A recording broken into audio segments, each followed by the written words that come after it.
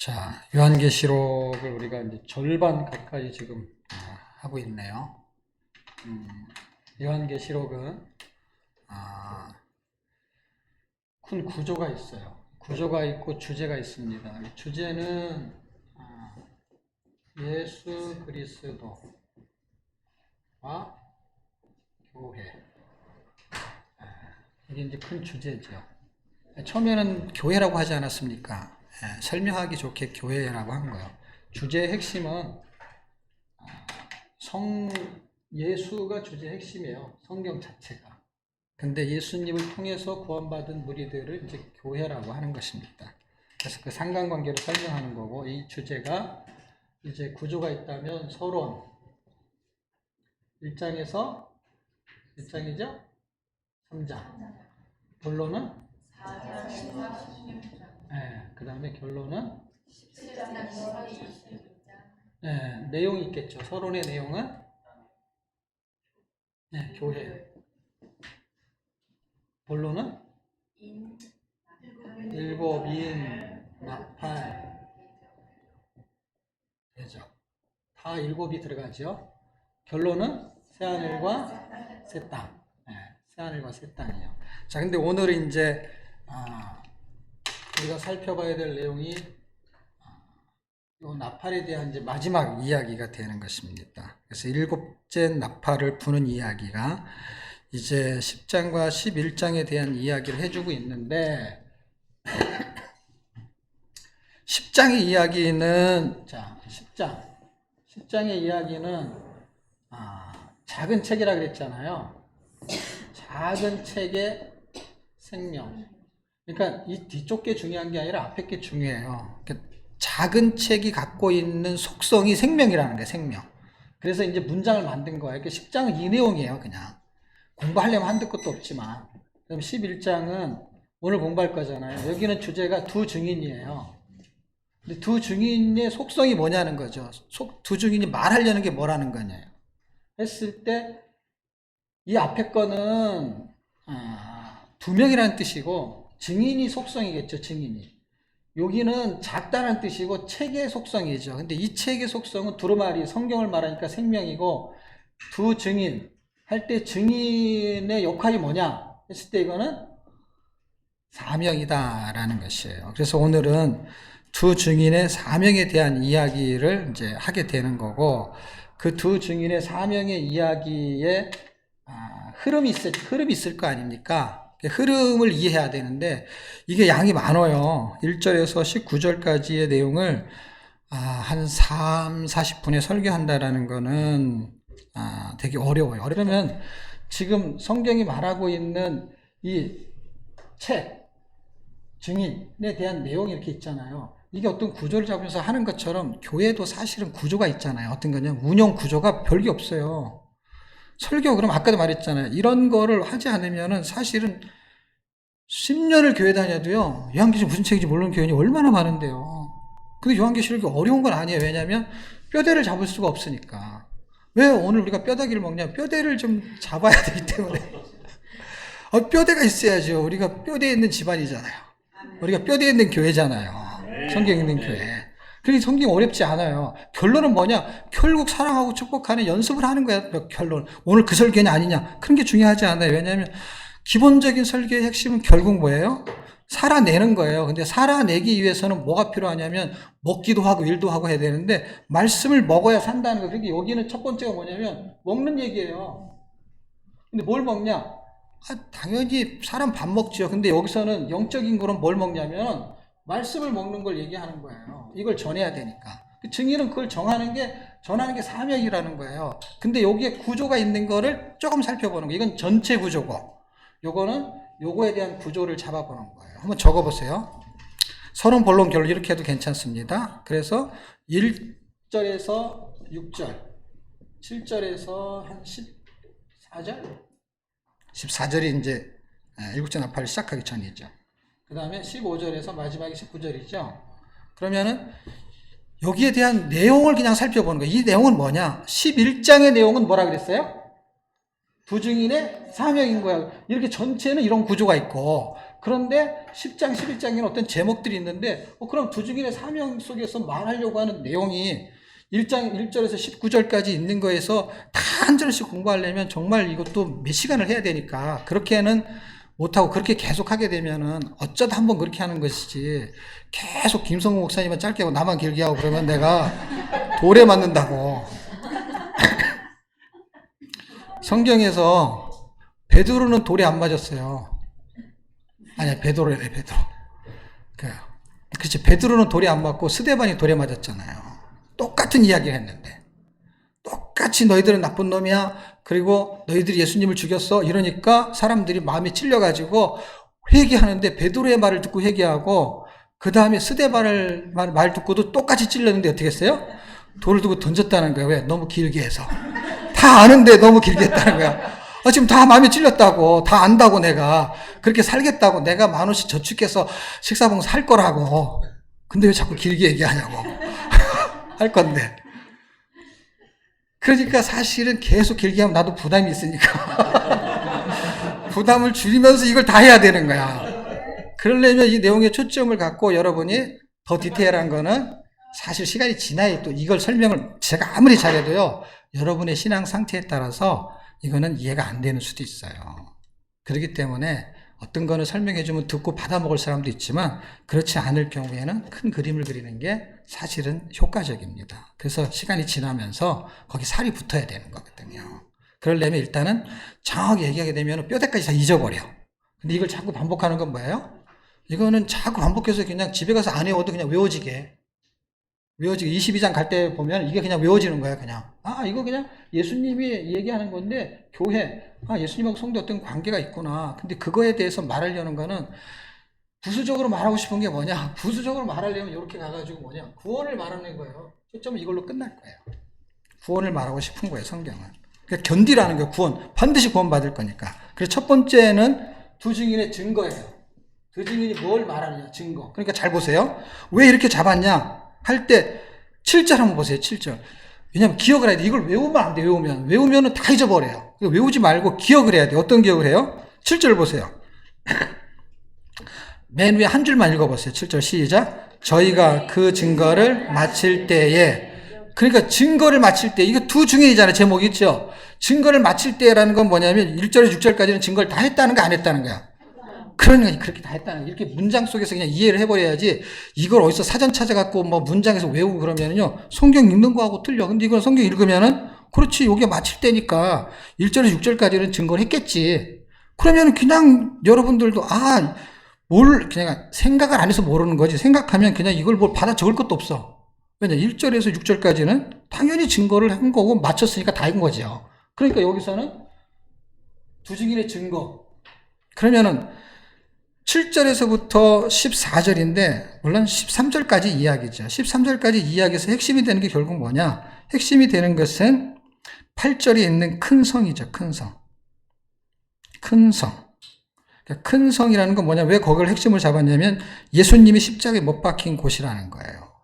그리고 예수님이 죽으셨다는 얘기를 하는 거예요. 근데 왜 죽었느냐?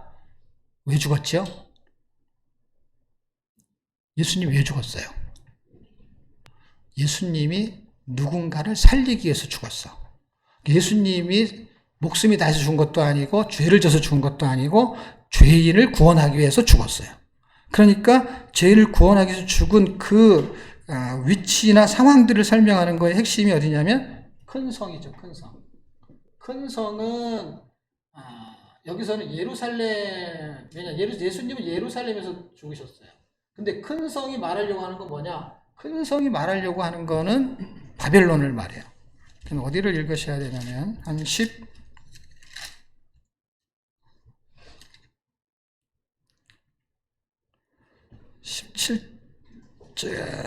지금 한 2장 정도, 2절 정도를 찾아야 되는데, 큰 성. 14장하고 16장 두 군데에서 한번 14장 7절쯤 한번 보실래요?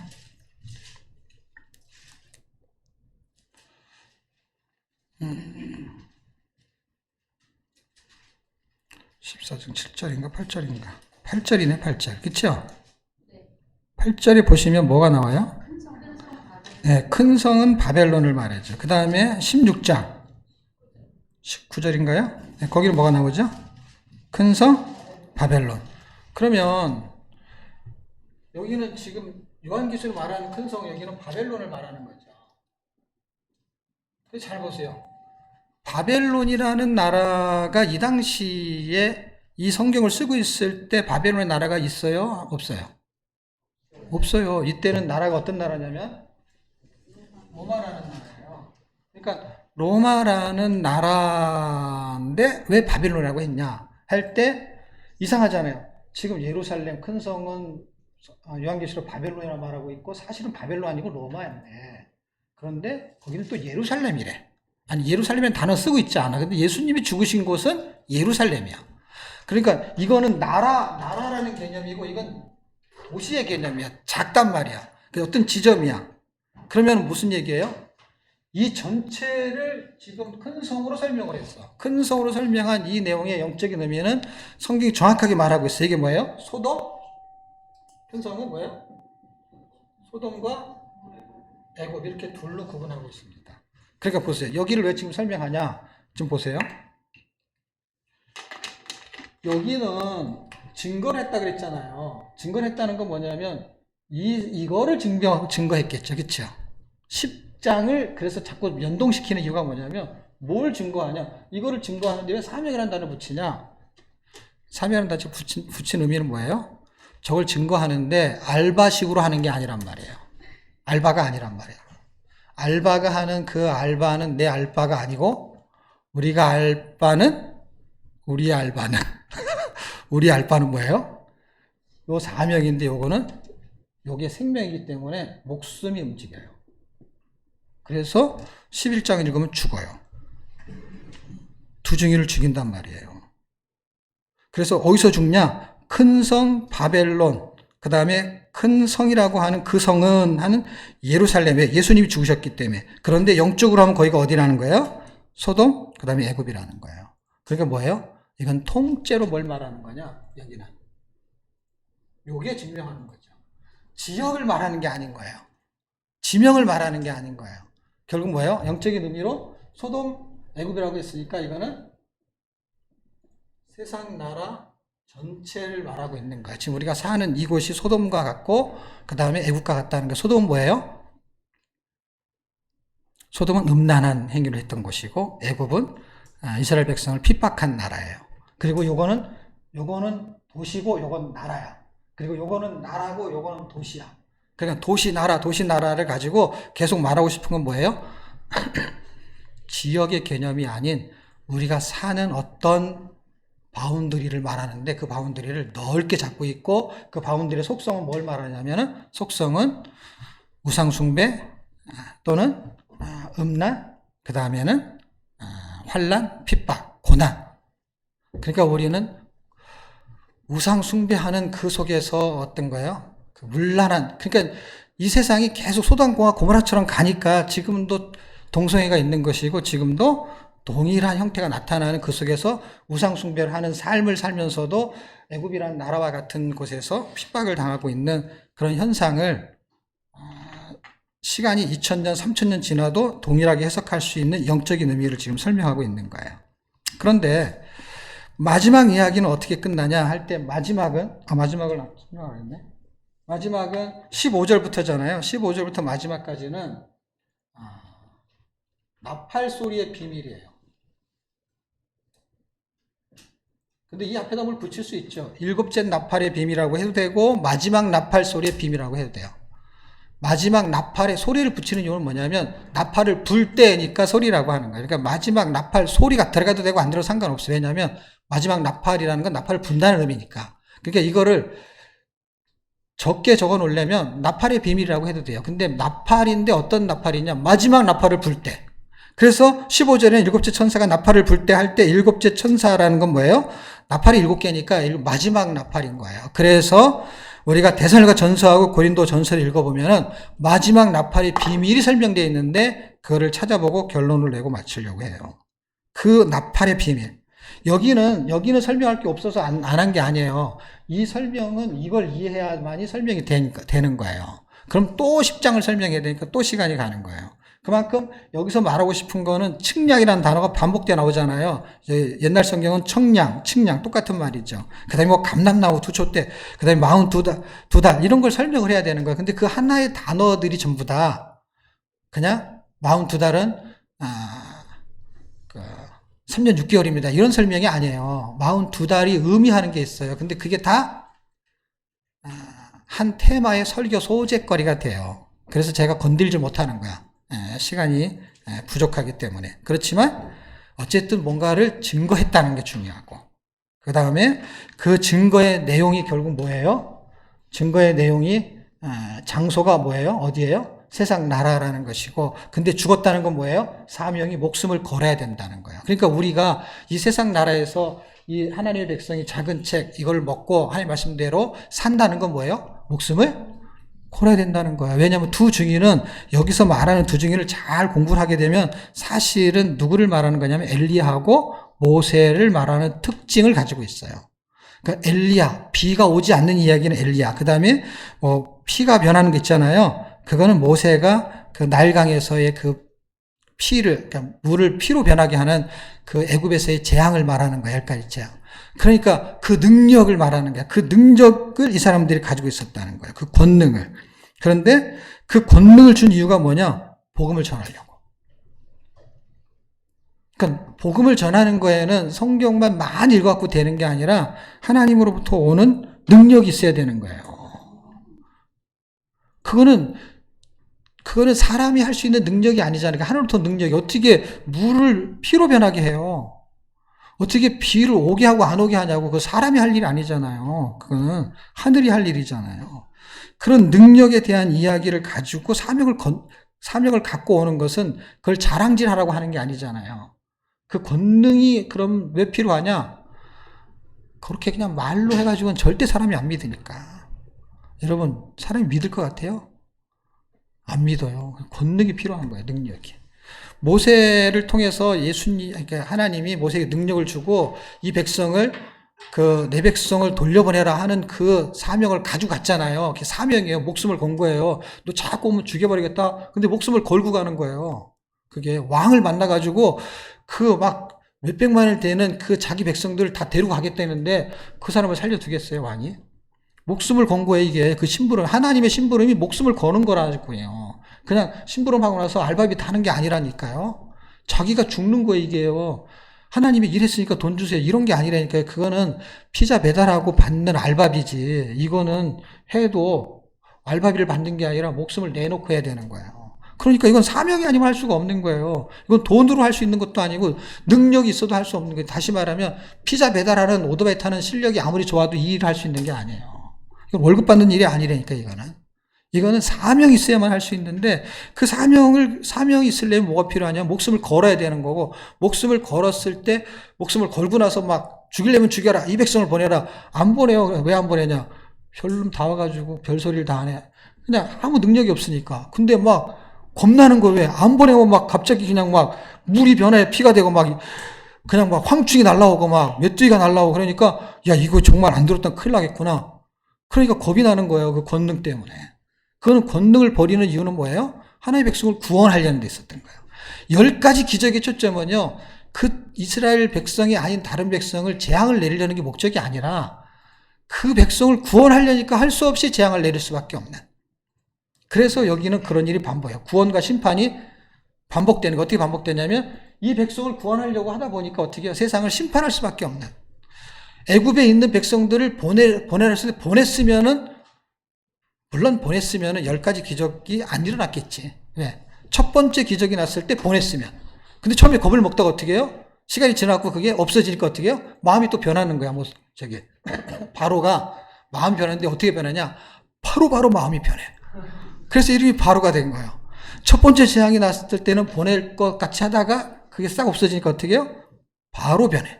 두 번째도 바로 변해. 그래서 영원히 이 애굽의 왕의 이름은 바로야. 그래서 왕이라는 뜻이에요, 사실은 그게. 그러니까 우리도 마음이 변해요. 그런데 성경이 지금 우리에게 하고 싶은 이야기, 그 이야기는 구원을 발생시키기 위해서는 사명, 목숨을 걸어야 되는데 왜? 생명에 대한 부분은 생명을 거는 거예요. 생명의 가치는 생명한테 있는 거예요. 피자를 배달하는 거는 피자를 사 먹을 수 있는 돈에 있는 건데 이 하나님의 책에 생명을 전하는 거에는 사명을 갖게 되면 이 생명이 연결성을 가져 구하느냐 죽느냐 둘 중에 하나예요. 목숨을 걸지 않으면 하나님의 일은 할 수가 없는 거예요. 밥 먹고 잘 살기 위해서 하게 되면 직장에 가서 일을 하지. 하나님의 일을 해서 돈 벌을 수 있는 일이 뭐가 있어요, 사실은. 그럼 옛날에 목사님들이 잘 나갔던 때는 어떤 거냐면 교회가 왕성해가지고 교회가 부자가 돼가지고 교회에 취직하듯이 부목사를 가게 되면 월급을 많이 주니까. 그러니까 그 다음에 교회에 사람들이 개척을 하게 되면 막 벌떼처럼 모이고 막 하니까 그러니까 목회를 사업처럼 할 경우에 그때 어떤 일이 벌어졌냐. 공부를 잘해도 신학대학 가기가 힘들었어요. 다 굴러오니까. 근데 요새는요, 신학대학이요, 그냥 손만 들면 다 합격이에요. 대학 가기 힘들다고요? 신학대학은요, 미달이야, 미달. 미달이라고. 안 가요, 지금은요. 그러니까 사명도 없고, 뭐도 없어요? 그러니까 이제 그 직업군이 돼버린 거죠. 그럼 그걸 뭐 하냐는 거예요. 근데 이거는, 그건 목사나 하는 얘기죠. 송도가 똑같다니까. 이 두 증인이 말하고 싶은 게 뭐냐면, 모세하고 또 누가라고 했죠? 엘리야라는 사람 같은 성도를 말하는 거예요. 성도가 그런 권능을 갖고 있는 사명으로 살아야 된다 해서 이건 교회 전체에 압축된 인원을 2명으로 보는 거예요. 왜? 2명이 증인의 효력이 발생하기 때문에. 한 사람이 말하는 건 효력이 발생하지 않는데요. 2-3명이 증인이 된다는 거예요. 그래서 증인의 역할은 2명 이상 있어야 된다는 거고, 그리고 그것은 성도의 사명이 되는 거예요. 자, 마지막 나팔의 비밀이 뭐냐? 이거 하고 마치겠는데요. 그게 데살로니가 전서하고 고린도 전서 2개를 읽을 건데, 데살로니가 전서 4장 16절 17절.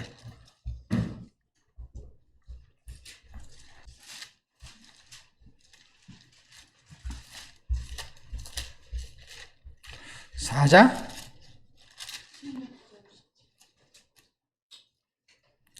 데살로니가 전서 4장 16, 17인데 16절만 읽고 17절은 여러분이 그냥 나중에 읽어보세요. 16절만 같이 읽어봐요. 찾으셨나요?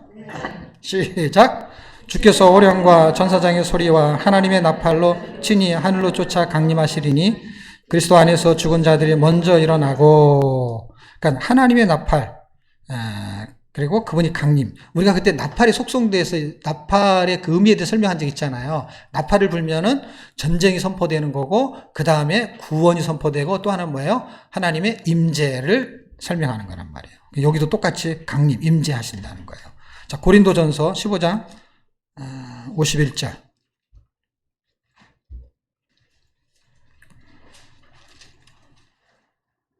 찾으셨나요? 15장 51절 시작. 보라, 내가 너희에게 비밀을 말하노니 우리가 다 잠잘 것이 아니요 마지막 나팔의 순식간에 호련히 변화하리니. 마지막 나팔의 비밀인 거예요. 그러면 이렇게 11장이 끝나는 이유가 뭘까요? 11장이 이렇게 끝나는 이유는 결국 무슨 얘기냐면, 작은 책에 생명의 말씀을 막 꽉꽉 채워요. 어떻게? 에스겔의 3장처럼 창자에 꽉꽉 채워요. 우리가 성경 읽어요. 물론 순서가 그거란 얘기예요. 채웠다고 해가지고 뭐가 되는 게 아니에요. 어떻게 되냐면 꽉꽉 채워가지고 창자에서 채워가지고 그걸 꺼내면 순대가 된단 말이에요. 순대. 무슨 순대냐? 말씀을 채웠으니까 말씀 순대. 원래 순대는 그 안에 뭐가 들어가는 거예요? 잡채가 들어가는 거예요? 당면이 들어가는 거예요? 그럼 당면 순대지. 왜 거기다 뭘 넣으면은 다른 걸 넣을 수 있잖아요. 그러면 그거 들어간 순대잖아요. 근데 일반적으로 당면을 넣으니까 그냥 그걸 순대라고 했지 다른 거 집어넣을 수도 있거든요. 그러면은 말씀의 창자에 채우면 무슨 순대가 돼요? 말씀 순대. 근데 요 놈이 썰어가지고 먹히는 거거든요. 꽉꽉 채워서 부실한 걸 안 사 먹는다고. 이게 잘 된 걸 사 먹지. 그리고 우리가 말씀 순대가 되면 사람들이 우리를 잡아먹으려고 그런다고. 먹기 좋거든. 그래서 말씀 순대가 잡혀 먹는데 어떻게 해요?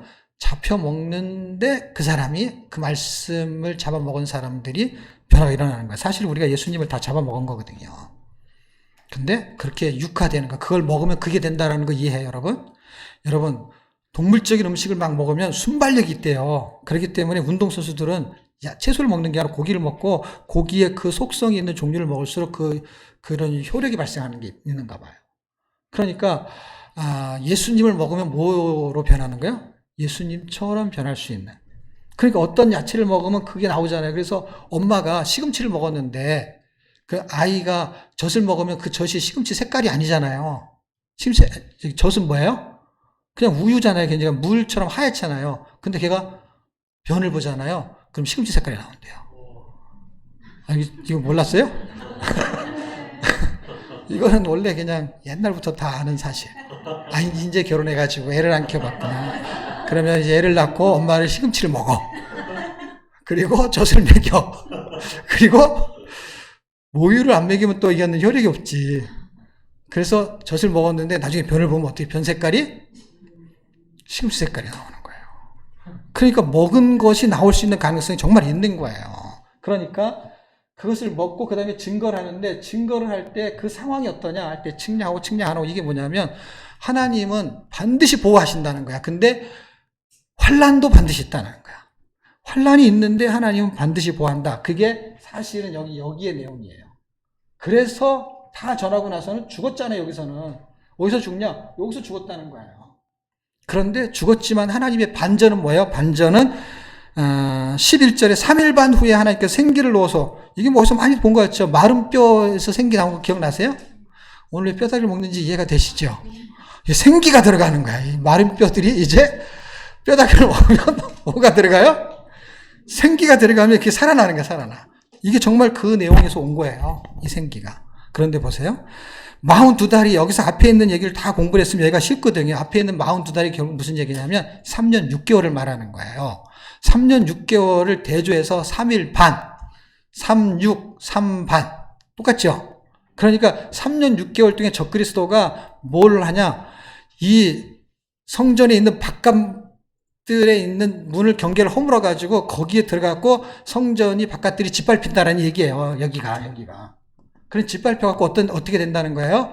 다 사람들이 3년 6개월 동안 적그리스도한테 다 너 동성애 할 거야 안 할 거야? 그거 반대한다. 그럼 너 감옥 가. 너 죽어. 이렇게 해가지고 핍박을 하는 이야기의 스토리가 여기야. 1절에 6절. 그런데 복음을 전하다 전체 죽어요. 죽는데 왜 죽냐면 사명 때문에 죽는 거야. 근데 그 사람들이 죽은데 어떻게 해요? 3일 반 만에 다시 부활하는 거예요. 회복하는 거예요. 예수님은 3일 만에.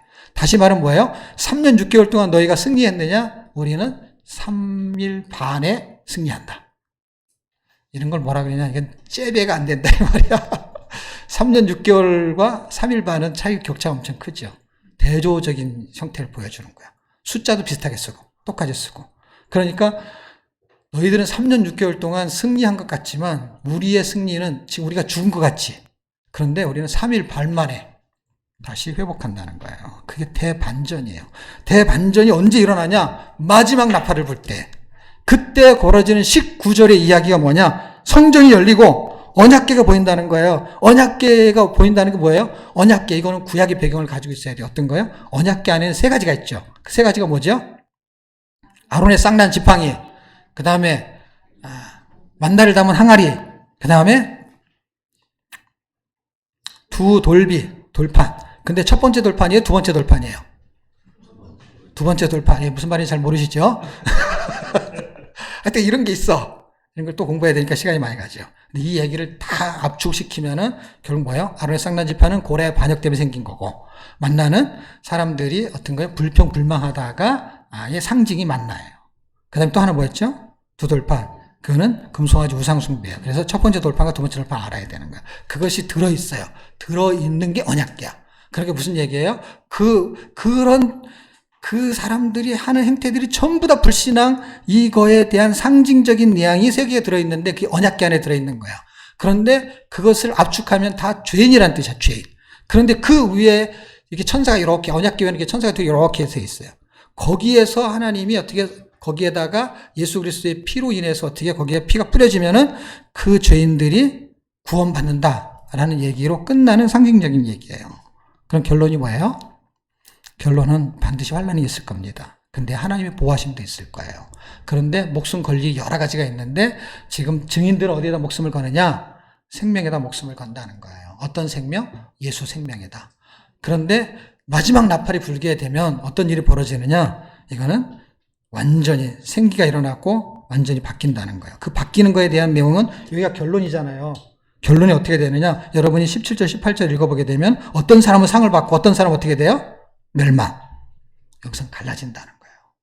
그러니까 결론은 뭐예요? 누군가는 멸망을 받지만 누군가는 상을 받는 거고, 그리고 마지막 결론은 언약궤를 보여주면서 끝나는 그 환상적인 이야기는 결국 뭐예요? 구원으로 마무리가 된다는 거예요. 그러니까 반드시 우리는 구원받을 거라는 거예요. 어떤 일이 발생해도 환란이 있어도, 그리고 환란은 반드시 있어요. 그러니까 죽는 거죠. 그러니까 우리는 지금 안 죽고 잘 살고 있는데 그런 걸 뭐라 그러냐? 산제사라 그래요. 우리는 살아있지만 죽는 거예요. 여러분의 한 주간의 생이 11절 우리의 삶이 그렇습니다. 근데 하나님의 보호하심 있기를 축복하고 반드시 하나님이 구원하시고 상을 주시고 생기가 일어날 것입니다. 그 비밀은 언제냐? 마지막 나팔이 불 때. 그때. 그 의미가 본문의 두 번째 내용이고, 이제 다음부터는 요 대접으로 가기 전에 12장과 15장의 사이는 이 성경 전체의 흐름도를 보여주는 이야기가 전개될 것입니다. 함께 같이 기도하고 마치도록 하겠습니다. 여러분이 한 30초 정도 통성으로 지금 우리가 큰 성 바벨론에 사는 것과 같습니다. 그리고 여기는 예루살렘과 같은 곳입니다. 이곳에서 우리는 평화를 외치고 그 다음에 아름다운 소식을 전하는 발이 돼야 되는 거예요. 왜냐하면 이게 지금 증인의 삶이 복음을 전하는 거예요. 그래서 아름다운 발, 예루살렘의 평화를 외치는 겁니다. 그런 삶을 살 수 있게 해달라고 우리 같이 기도하고, 기도가 끝나면 황금 하는 시간 갖겠습니다. 하나님 은혜를 감사합니다. 이 세상은 큰 성 바벨론과 같고, 그곳은 예수님이 죽으신 곳 소돔과 고모라, 애국과 같은 곳입니다. 거기는 음란과 우상 숭배가 만연한 곳입니다. 이곳에서 하나님, 우리가 생명을 걸만한 것이 무엇입니까? 그것은 말씀을 대로 살아내는 사명입니다. 그렇게 살 수 있는 그 은혜가 필요하고, 그 은혜를 누리기 위해서는 하나님의 말씀이 내 속에, 창자 속에 꽉 채울 수 있고, 그 말씀이 일하는 은혜가 나타나길 원합니다. 말씀을 읽어내는 은혜, 말씀이 일하시는 은혜. 그래서 우리의 첫 번째 사역들이 이루어지고 있습니다. 조이 공동체 레자나우스가 말씀을 읽어내고 있습니다. 이제 그 말씀이 일하시는 그 다음 단계의 사역으로 전환될 수 있도록 하나님이 인도하시고 하나님이 역사하시고 하나님이 도와주시옵소서.